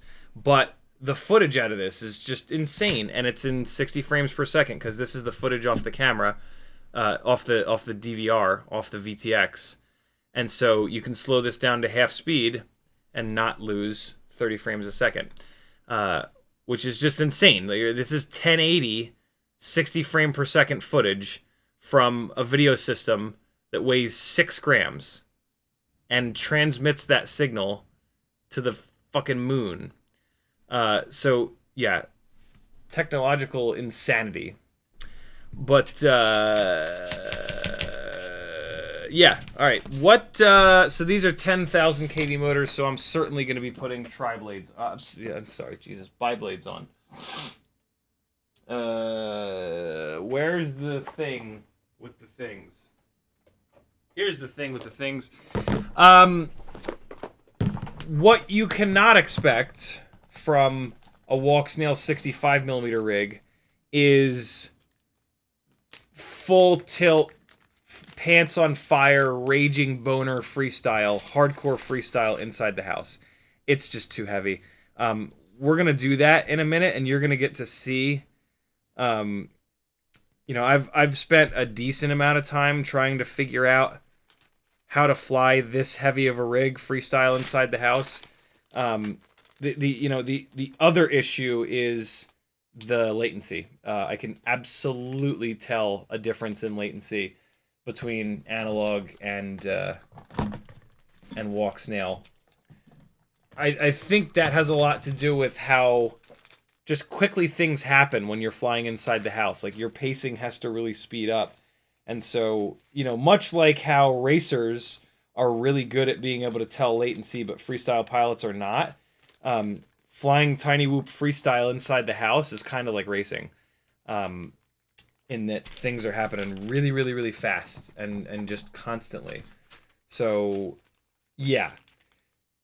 In terms of like nailing big gnarly tricks and having like the best possible freestyle experience inside the house, Walksnail is never going to give you that. Analog always is. Analog is always going to be light years beyond it. Just from a weight perspective, right? Like you guys got to see in the last live stream, I went from a 17.1, 17.4 gram tiny whoop to 16.4, and all of a sudden, like, I could do no wrong. I was hitting every gap. I was like freaking the fuck out. It was crazy. Like, I've never flown as good as I did, and this has happened a couple times now. Each time that we've gone from 19 to 18 grams, 18 to 17, now 17 to 16, I start missing less stuff, and I start doing gnarlier shit. So yeah, lightweight is not everything, but damn near. It's really just staggering. So in that vein, the lightest weight Walksnail that you can get is going to be 65, right? Like, this is the other reason why, like, I would rather have a freestyle rig that I can like hammer here than have one that's outside. Like, what the whole 75 thing, I think it needs to be 2S for the extra power. We'll see. But I'm not super impressed with 75mm 1S Walksnail. It's more like a Cinewhoop. And I can do that with this, basically. So I don't know. I might actually pull. I left one of the Walksnail 1S 75mm rigs put together. I might actually end up pulling it apart because I have a feeling I'm just not going to fly it, and I don't keep rigs together that I'm not going to fly. So yeah, there's that, which feels weird because, man, did I try a lot of different motors. But at the moment, it is still set up. It is on the VCI 0802.6s. And they're pretty decent. I got to spend some more time with it. I'm gonna fly it out front, and out back, and really give it a proper chance to impress me. But yeah, I don't know. I've already spent a bunch of time with it. Why am I just sitting on the ground? Oh, I was in the OSD. I was doing something in the OSD. These propellers are not fitting all that well, so I'm taking my least favorite sharp-tipped tweezers, putting the sharp tip into the propeller holes at a 45-degree angle, and scraping up the inside of the plastic, which raises some of the plastic, and then the propeller grips on the motor shaft a little bit better. Just enough. You don't want these propellers to fit tight on the motor shaft because you'll end up bending the motor shaft, but you also don't want them to fit too loosely. Usually these GemFan 1210 bi-blades are just about perfect. Yeah, that one that I just put on is perfect, but sometimes I think it's what it is if you put them on and take them off of a motor once or twice, the inner diameter opens up a little bit, and I put motors back into the bags after I've taken them off if they're not all chewed up. So I think these ones that I pull out of here that are not quite tight enough are propellers that have been on and off motors a couple of times. But that's a pretty nerdy thing to talk about. Tiny Whoop props are expensive for like the amount of plastic. The plastic to dollar ratio is all wrong with Tiny Whoop propellers. And so I have a hard time just trashing every single one that I take off, which is what I should do.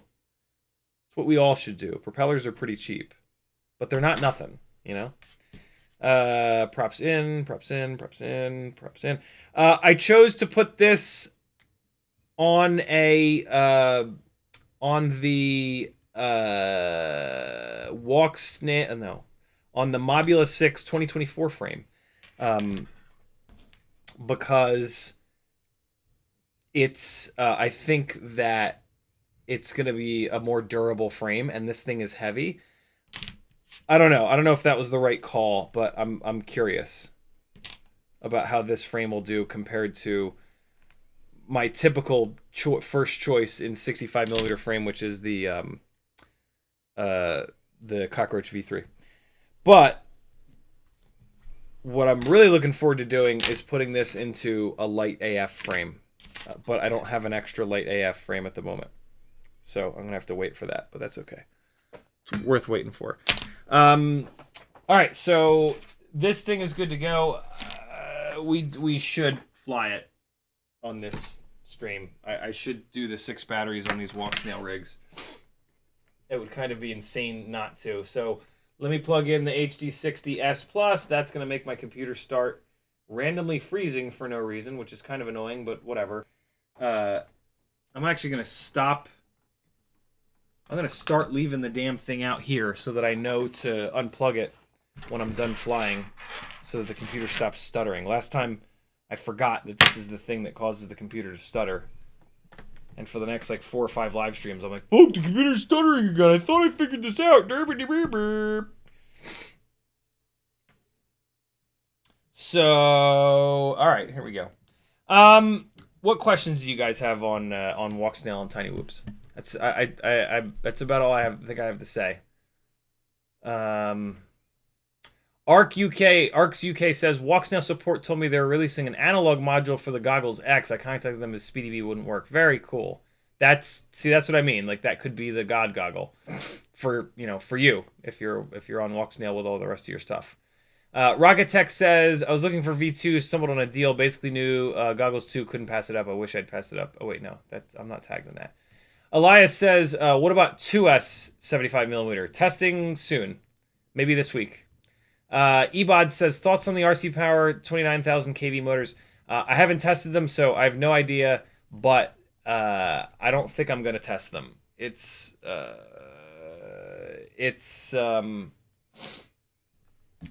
I've tested a lot of 0702 29,000s, and none of them have come even remotely close to the Happy models.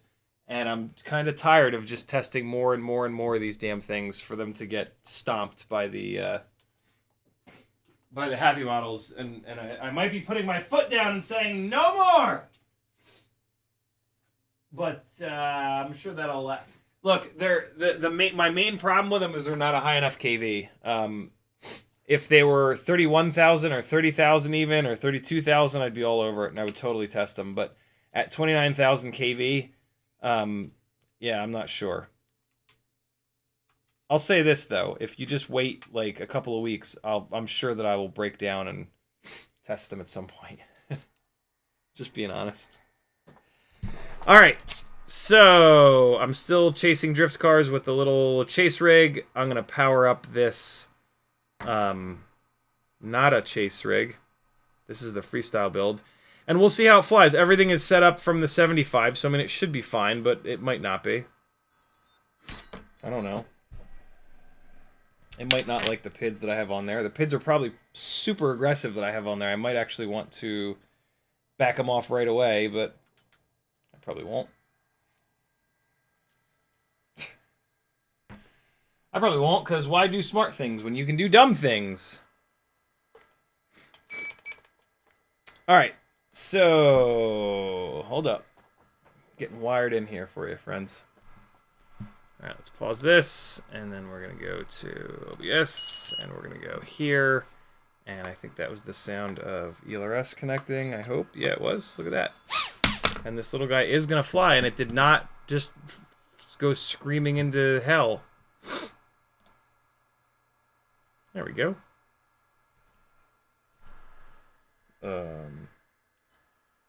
Shit. Choose a channel. Oh man, I have this thing on 50 megabits. Look at me. I also keep accidentally hitting record. Why do I not have Bing Bong? That's why. What the hell? Come on now. Give me the game capture, you jerk. It's got a storm outside. What? Why? Why no? Why not? Oh, I have the HDMI plugged into the out. That'll do it every time. That's gonna work a lot better now. I might need... Hey! Okay, let's hurry up and get this up in the air. Whoa! It's 135 Celsius. That's not going well. Oh, yeah. Okay, hold on.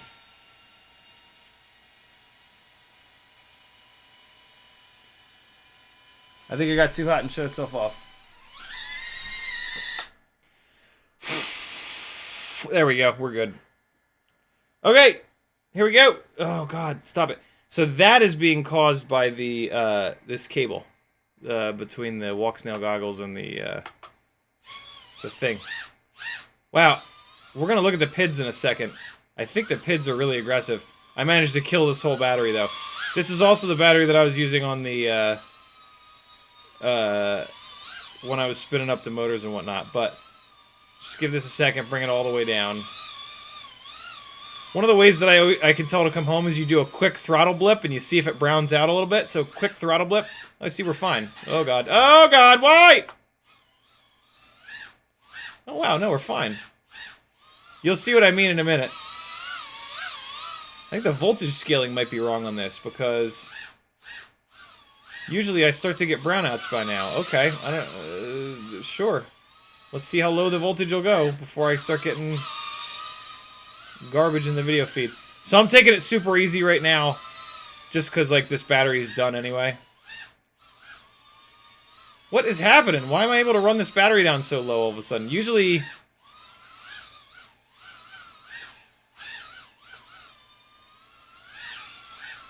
I don't know. Fuck it. Let's keep going. I think the voltage scaling is off. Hold on. There it is. There it is. Okay, so that's it. Look at the little skull icon in the bottom left corner. That's pretty cool. It should come back on. Yeah, there we go. And it's gone again. Oh, that battery's sitting at 3.3 though. Okay, maybe the voltage scaling is not wrong. I'll tell you what. The Walksnail VTX that's in this one appears to not brown out as early as the one in the little chase rig. So this is the freestyle rig that we're flying. At some point here, I'm going to put a battery through the chase rig. But hold on. Let me hook this up to the battery tester, and we'll see how bad. Okay, it's all right. Rest in peace, We Bleed FPV 1S. Wow, you'll see. I'll show you right now. I think this is the first gen the V1 Walksnail Lite VTX. I think this is the V2 or V3 or whatever, one of the newer ones in here. Here, check the difference out. So this is what I chase the little RC drift cars with. This is not a rig that gets crashed hard, freestyled. So I'm gonna fly this very lightly. It's also at 0 up tilt, so it's kind of hard to freestyle. It's fun though. It is fun to fly around at 0 up tilt with no ducts in view, with a tiny whoop. The freestyle rig just now is on 0702 40,000s. The rig you're about to see here is on 0702 36,000 kV motors. And you can see how little up tilt there is, right? Like it's literally 0 up tilt. Are you kidding me? This thing, the two of these use different modules. God damn it. So this one, the AIO is on. Build specs are, it's just a tiny whoop, standard, you know, one of my standard builds, but with BetaFPV cross style AIO, since it doesn't have the VTX built in. But other than that, yeah, it's super straightforward. So this is the little RC drift chase rig. You'll see what I mean with the voltage. But let's just fly it around a little bit here. Still great power. The 36,000 kV motors are probably a bit much for like a more cinematic rig. But I'm interested in not just like chasing the little RC cars, but like trying to dance with them a little bit. And the higher kV motors, you know, if you stay out of full throttle, you don't use that extra kV, but it's there if you need it. And when you use a bunch of throttle expo, you can get really good throttle resolution, but then still have a ton of power at full throttle there when you need it. All right, so now look where the battery's at, right? 3.57. You'll start to see some brownout. Soon. This thing is so flat, it just goes like under stuff. That's exactly what I didn't want to do. Is like center punch just one motor. Oh well.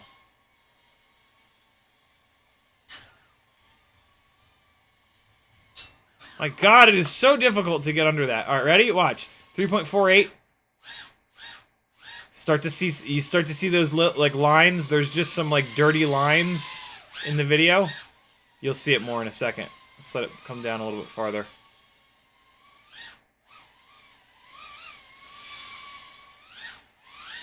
Oh boy. 3.4.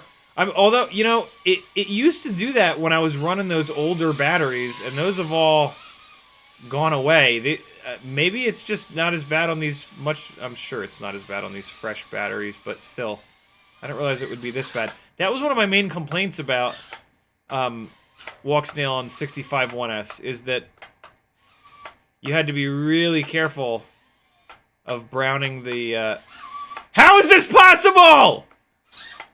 Browning the, There's nothing there that would be holding it down like this. What is happening? There's no reason for this. There it is. There's the garbage. There's it browning out, and then you lose it. So for science, that's how you know you've over discharged a battery on Walksnail. It starts to brown out like that.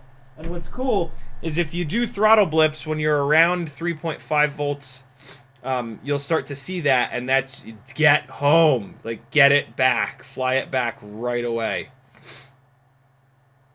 Cool. All right, I don't need to fly the chase rig anymore.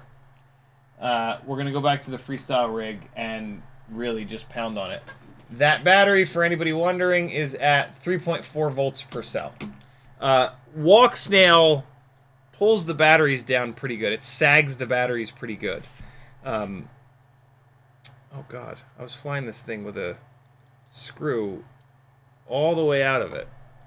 That's horrifying. Or the screw might have pulled out of the frame. Let's see. Nope, I just didn't. I have a hard time believing that I didn't tighten that screw down. I mean, maybe, but yikes. Yeah, no, I guess I didn't tighten it down. Bad me from the past. Oh, this front one's not really tight either. Hold on. Alright, so back to the freestyle rig.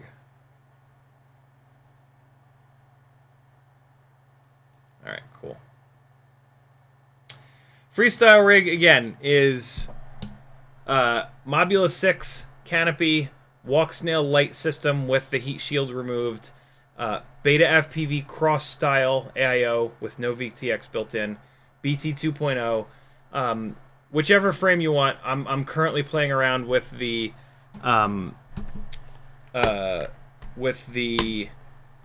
Happy Model Mobula 6 2024 frame, which is pretty lightweight and seems to resist vibrations pretty well.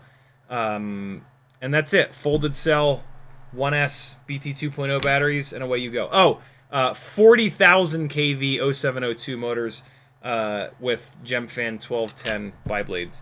It is 25.36 grams dry. With one of the Weebly batteries, 33.92, call it 34. So 34 grams all up, 25.3, call it 25.5 grams dry. I could make it a little bit lighter, but it would sacrifice durability. Hopefully, I'll be able to make it half a gram lighter with these Newbie Drone light AF frames, but we'll see. This is going to be a hell of a test for that frame, I'll tell you that. If it can survive, if that frame can survive the extra weight of this, that'll be incredibly impressive. Let's fly another battery, and we're going to start to ramp it up and do dumber shit.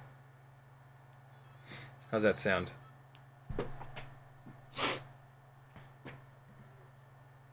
How's that sound, friendos? Rocket Tech says RC chase rig is Walksnail. I have four chase rigs at the moment. 3 are analog, 1 is Walksnail. Man, I'm gonna have to replace this cable. God damn it!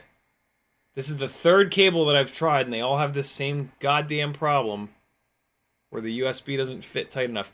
You see how much more up tilt there is? Why is it also not sitting flat? Is that a motor plug problem? Yeah, the motor wire is making it not sit flat. Okay, cool. That's fine. It should be sitting flat now. No. The camera's not crooked, is it? Whoa! The whole stack is crooked. Okay. I've got the right screw tightened way more than the left screw. For the record, if your camera is tilted or yawed at all, it will wreck your ability to fly properly. Don't play that game. Oh, you know, I gotta power cycle this because the ELRS is in Wi-Fi mode. Alright. Let's switch this. Okay. Plug it back in, and away we shall go. But yeah, damn, I really over tightened the one screw on the one side. That's one of my main complaints of the Fractal stuff, is that the camera mount is just brutal. And yeah, I'm not like the best pilot in the world, so when the camera is not perfectly level, I fly significantly worse. So yeah, you might be okay if you're the best pilot in the world, but I ain't. So I make my gear work properly. I run gear that works properly, I should say. Let's give it a second to just cool off. So we've now gone from 30... Actually, hold on. Let me get into the OSD real quick. And I just want to take a quick look. Yeah, we got way too much PID gain. We do not need this much PID gain. Okay. There we go. That's much more realistic. Cool. Alright, so 0702 40,000 kV motors. Let's just give the VTX another little breather here. We'll fly like a fucking Cinewhoop for a moment. I'm so used to these ultra lightweight 65s that this thing feels massive. But it's really cool to have a 1080p 60 frame per second infinitely lightweight Cinewhoop to fly around the house, but that you can also do some freestyle stuff with. VTX has calmed down, cooled down rather. Unfortunately, the battery is pretty much dead, but we'll push it a little bit. Aye.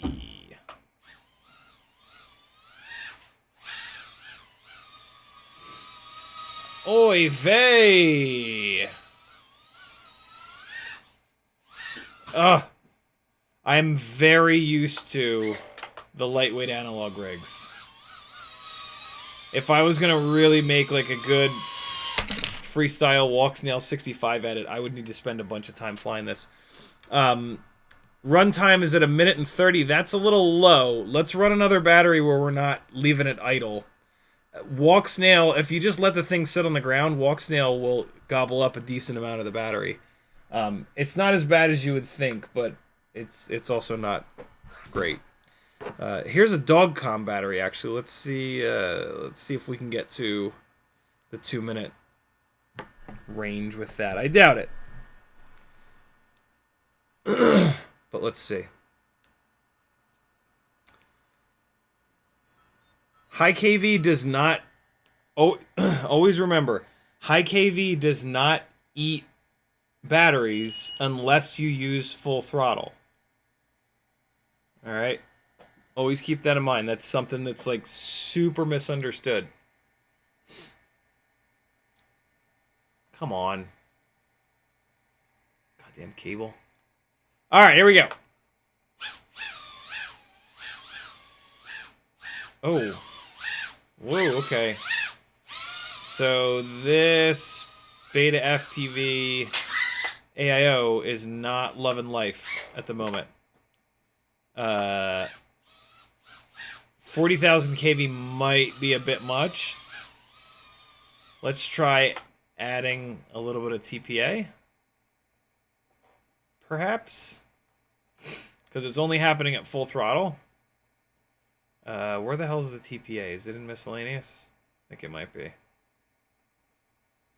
Or we might not be able to add TPA in here. The tune is still... I just saw it. The tune is still good. Okay, TPA rate 65, so let's bring it up to... Let's bring it all the way up to 80. We'll leave the breakpoint alone. And then I'm going to back the PIDs off a little bit more, because we don't need this much PID gain. These are 40,000 kV motors. Let's do that.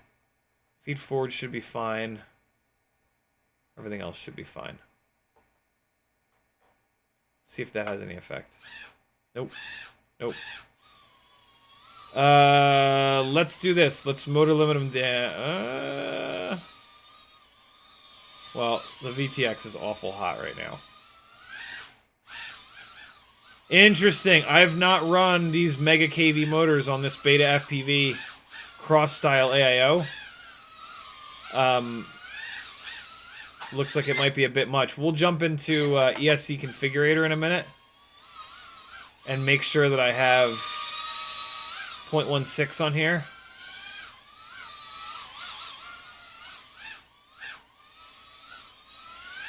but we'll see. Yeah, it is not happy with these motors at full throttle. But let's just run the rest of this battery down. Hey! No, no, no. No, no! Don't you go back behind there. Okay, we're going to leave it there. I'm going to turn these goggles off for a minute, and we're going to check some stuff, just to make absolutely sure that we've got the version of Bluejay that I get the best results with, and make sure that we're on 48K and some other stuff. Because, yeah, that is the behavior of...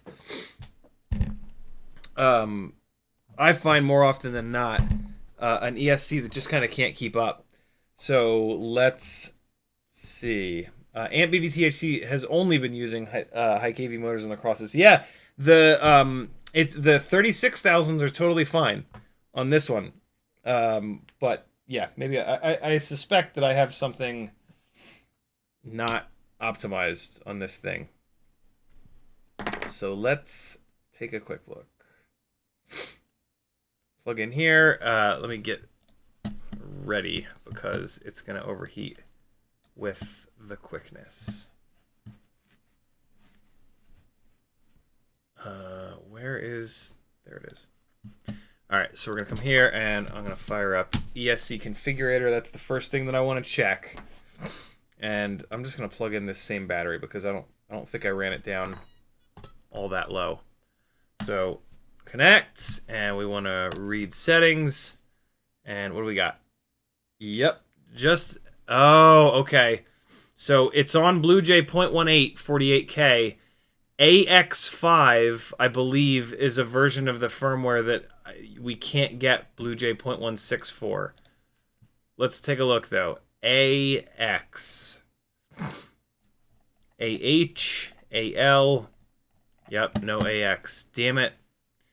So WHVLUTSQOMKJIGEFT. Yeah, there are no AXs. It's a newer whatever than Bluejay 0.16. So let's try this. Let's flash them to 19.2. 0.19.2. Maybe that'll help. I doubt it, but you never know. Bluejay AX5 0.19.2 48K flash. 96K will really hammer the braking performance, the motor braking performance, and I just don't like it. I don't think it flies good. 48 or 24 for life.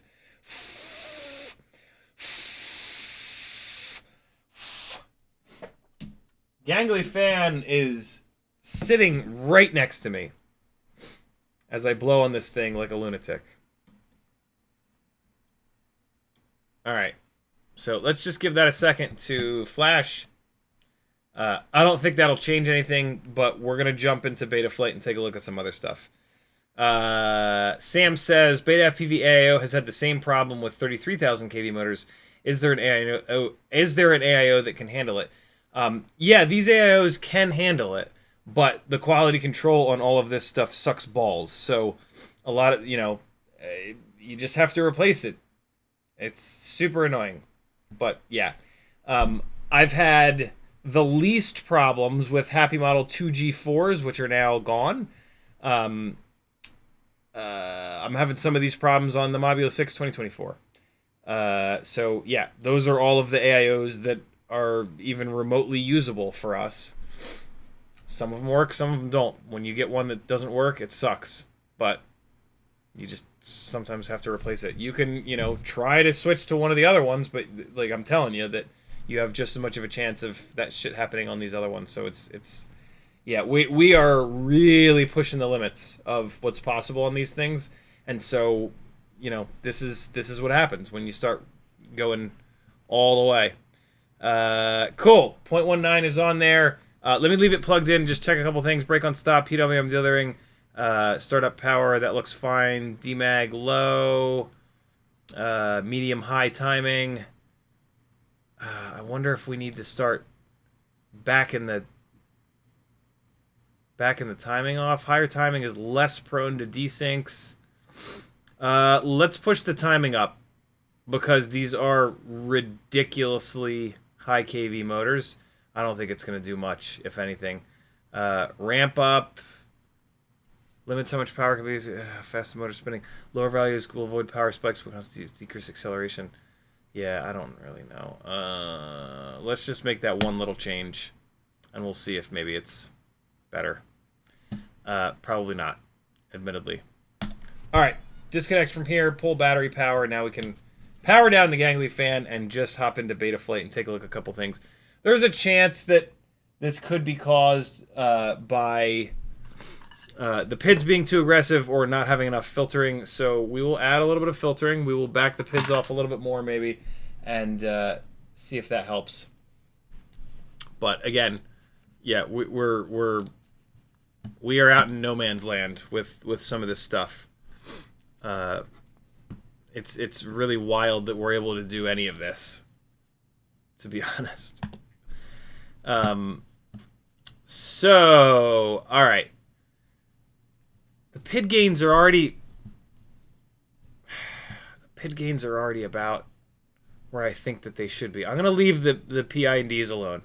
The Dmax, I'll bring that down a little bit. I'll bring the Dmax down to 1. It's happening constantly at full throttle, which is not a Dmax thing. So this won't help, but just I probably don't need that extra Dmax. I gain, it has nothing to do with that. Star Stripes Jacket says, why do you use brake on stop? I thought that was just for planes. Yeah, I don't know. It doesn't hurt anything. It's just when you disarm it, it stops the propellers a little bit quicker. If I get it stuck in my own hair or somebody else's hair, I want it to not tangle up as much of their hair as possible. So, yeah, that's why I use that. I have the TPA pretty aggressive. I mean, I can start to lower the brake point, but, I mean, that's... No, I shouldn't need to... Well, you know what I can do, though? I can run it on the P and D gain TPA mode. Let's try that. TPA mode is now going to not just pull the D gains down, it's also going to pull the P gains down. So maybe that'll help. That's new in 4.4, I believe. Jitter reduction, I-term relax, anti-gravity, this all looks fine. Dynamic damping, that looks fine. I do want to turn... I do want to start turning on VBAT sag compensation on all of these rigs because of the throttle expo. This will help the throttle expo be more consistent. The amount of compensation can be varied between 0 and 100. Full compensation, 100% is recommended. Okay, cool. So it defaults to 100. That's great. Thrust linear, sometimes I run it, sometimes I don't. I don't like the 20% value. I like it down at 10. Whatever. This won't help with the problem, but it's just something that I'm noticing that I want to change. The throttle midpoint, I do need to spend. I forgot that is set for the 75mm rig, so I need to dial that in. I'll do that in a minute, but first I want to try to get it clean.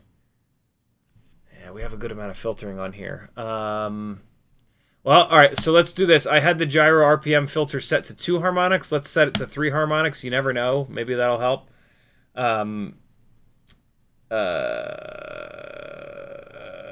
Oh, Crom, good call. Good call. I haven't adjusted TPA in a while. I reduced the strength of the TPA. The number is the lower number is going to decrease it down more. There's not a tooltip here for the TPA. That's interesting. I feel like there used to be. So yeah, I went up. I need to go down. I'm going to go down to... I'll go aggressive. I'll go all the way down to 50%. So now with the TPA rate at 50%, at full throttle, the P and D gains will be at 50% of their normal values. Versus, yeah, I thought it was reducing it by 80%, but that's way too high. At 100%, the TPA would do nothing, exactly as Crom says. Good catch. Thank you, dude. Thank you, dude. I can maybe not run the TPA mode in PD now. I should maybe just run it in D, but fuck it. Let's try it in PD. And if it fixes the problem, great. Gyro harmonics I've turned up. Q factor is already... I mean, we can add a little bit of filtering here. I'm not adding much, though. Max frequency, let's go all the way up to 1,000, just in case they were spinning fast enough that it wasn't in the dynamic notch range, but I don't think that'll help. I'm going to leave it here. It's a pretty clean build. Yeah, I'm going to leave it there, and let's see if any of that stuff helped. We just made a bunch of changes. You want to try to only make like one change or maybe two changes at a time. But, you know, on a live stream, I want to get to the bottom of the problem as quick as possible. So, yeah, I tend to make a bunch of changes at once, which is sometimes a little bit more confusing, but let's just get it done, yo. And then we can figure out what fixed it afterwards. Kind of hit it with a big hammer first and then sort of go backwards to figure out what it was that made the biggest difference. All right, come on. Here we go. And ELRS, you gonna be cool or are you gonna be a dick? Oh, no. It's user error. All right, here we go. Nope, not yet. Come on. Come on, you can do it. The quad in Wi-Fi mode? What the hell is going on? Why is the ELRS not binding? Oh, there it goes. All right, let's see if it's any better. Nope. Zero improvement.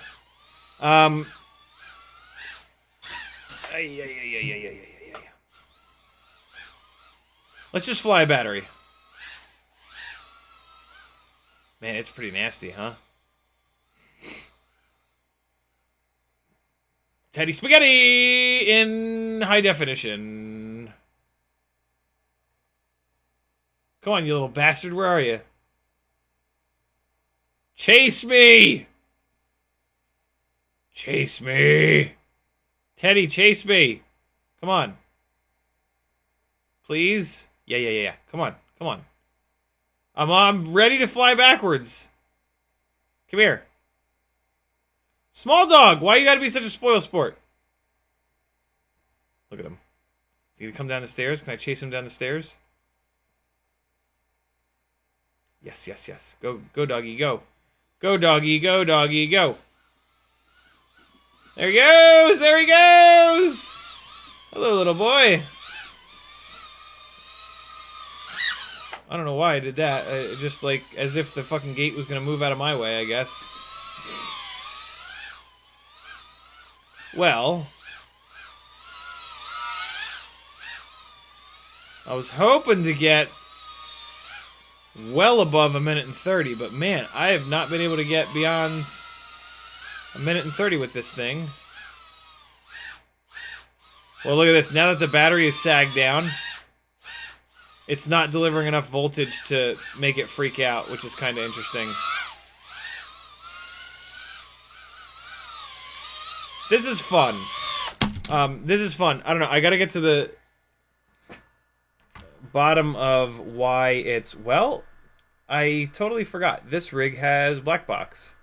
So I'm gonna do a quick log and then beg Brandon's Baked Beans to take a look at it, and maybe he'll see something that I don't see in the data as to why it's doing that weird shaking shit at full throttle with a fully charged battery. So let's do it. If you're gonna do a black box log, here's what you want to do. Put it on a switch and leave that switch off when it's on the ground. So you want to turn on your logging when you're in the air. So I have it on this mode switch. All right, come on back. Come on back. There we go. All right, Teddy, heads up, buddy. So we're not logging. Now we are logging. So we turned it on while we were in the air. And so now you're going to do snap moves. So you're going to go roll to one side. Roll to the other side. You're going to do front and back flip. And you want the end of the moves to be zero stick. Although I just let I let the stick bounce on that one, and the quad mirrored it. And then you're gonna yaw, yaw, yaw, yaw, yaw. Try not to hit the ground. You don't want any spikes in the gyro signal. And then if you're trying to troubleshoot a specific behavior, make it do the thing, right? So like, let's come up here and just hammer it. And so now the log has like a full throttle rip of it wobbling back and forth. And now we can stop logging.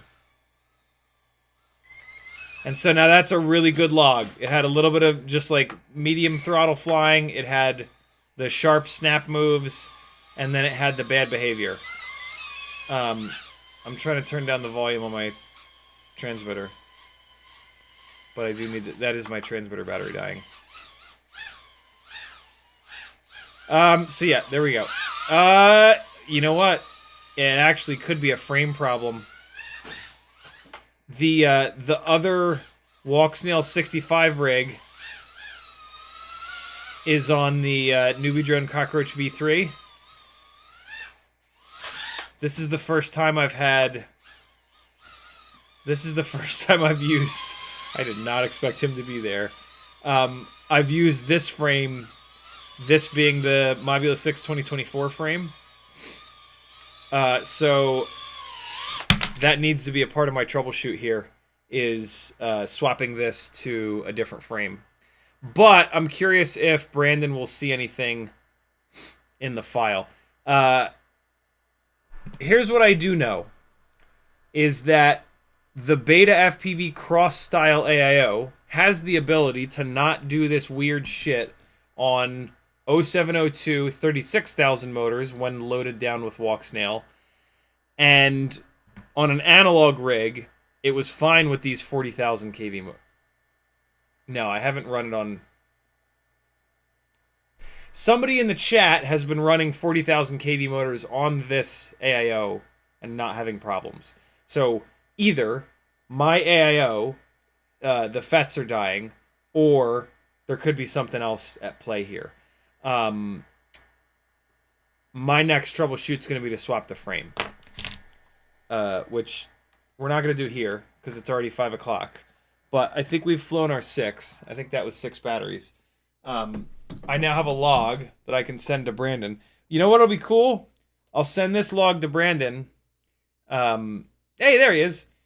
And I'll switch the frame and I'll do another log. We'll be able to see the difference, but we'll also be able to compare the Mob 6 2024 frame with the well, shit, Brandon's in the chat. I'm going to try to send it to him right now to see if maybe he's motivated enough to look at it real quick. That would be ridiculously cool. But yeah, I'm going to point the finger at the moment at the frame. I think maybe this frame is the problem. But we'll see. Again, we are in uncharted territory, friends. God only knows what could be happening here. Brandon offers his black box tuning services for the incredibly fair rate of $1 a minute. If you want somebody to dive into your black box files and make some suggestions for your rig to fly better, you are not going to find a better deal than that. All praise the Brandon, Crom says. Ramdago says, no escaping. Zero Taste says, produced, if you can find a Super BF4 light, those seem to be bulletproof in all ways. Otherwise, maybe Newbie Drone Hummingbird V2 or the Super X HD, but there's way more. I feel like there was a message before this that YouTube deleted for some strange reason. Oh, it's because I'm on top chat instead of live chat. Son of a bitch. If you've been messaging me and I haven't been reading your message, I apologize. I forgot to click one of the 82 buttons that I have to click in order for anything to ever work. Oh, I'm an idiot. It was in... I already hit the thing. Hold on. I gotta do it again. Black box. Activate mass storage mode. There we go. Now it'll pop up. Okay, there it is. And why are there so many? It should be this last one. Let's see. Copy, you bastard. 2.7 megs. Yeah, that's the one. So we're going to do this, and then we're going to unlock it. And then I'm going to send it to Brandon. I wasn't saying send it as just try to be a cool guy. I just happened to pause at the exact wrong time. Take it easy. I'm not that cool. All right, there it is. Thank you, Brandon. You're the best as always. No rush. Brandon is also checking on a really weird yaw behavior I'm getting on the AOS 3.5 that even had him stumped, which is hard to do. It's hard to stump the Brandon. I might just need to reinstall Betaflight, but it might be something else. If I reinstall Betaflight and it fixes it, it's super weird because, like, it'd be one of those situations where, like, you didn't do anything wrong, you installed it, but something magically just randomly happened, which is pretty uncommon. Electronics really aren't supposed to be like that. Sometimes they are. Zero Taste says, the BetaFPV cross AIOs are effing shit. I've broken 5 in less than 4 months with 25,000 kV on 75mm and HD0. Sadly, there really isn't another option. Yeah, we don't have many options on a lot of this stuff. It's maddening.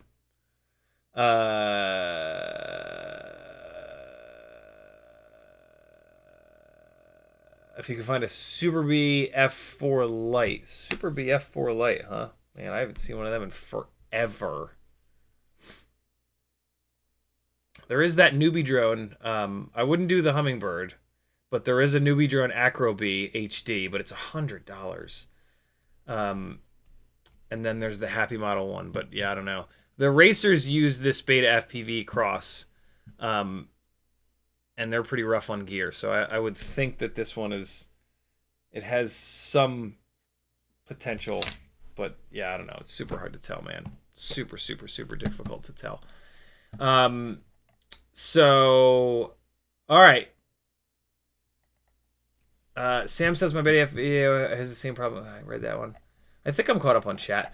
It's about time to end this. So I'm gonna stall for a minute to see if maybe Brandon is looking at that file right now. If not, it's totally cool, Brandon. Don't no pressure whatsoever.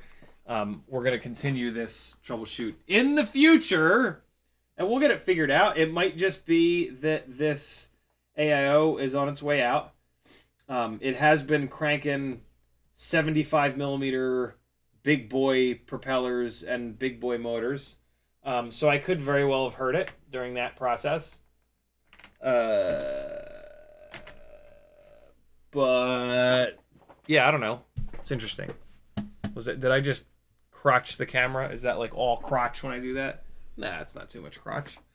Iric is in the house with a $20 super chat. He says, what's this button do?